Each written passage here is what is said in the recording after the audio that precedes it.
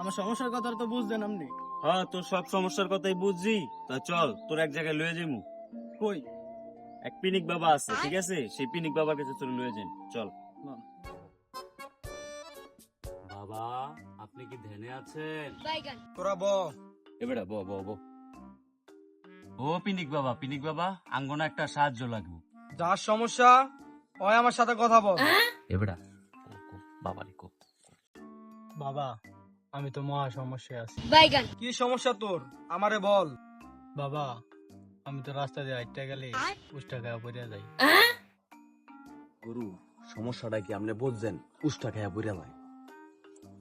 মহা সমস্যা। তোর হাতটা একটু দে দেখি। হাতটা মোমবাতির উপরে রাখ। তোরে যা যা জিগামু সব সত্যি কথা কবি। জি জি।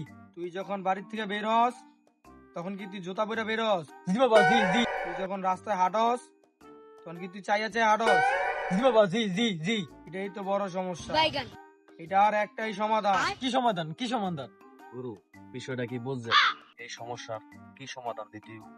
তুই থাম। এটার একটাই সমাধান। তুই যখন রাস্তাতে হাঁটবি এখন থেকে তুই চোখ বন্ধ করে হাঁটবি। শিষ্য, আমার পিনিকের পত্রটা লদি। জি গুরু, দিতেছি। তোর হাতটা দে। এটা এখন থেকে প্রতিদিন সকালে ভোরবেলা ঘুমের চোখে পড়বি। আর এখান থেকে সোজা হাঁটতে যাবি, পিছন ফিরে তাকাবি না। যা। तू समझा?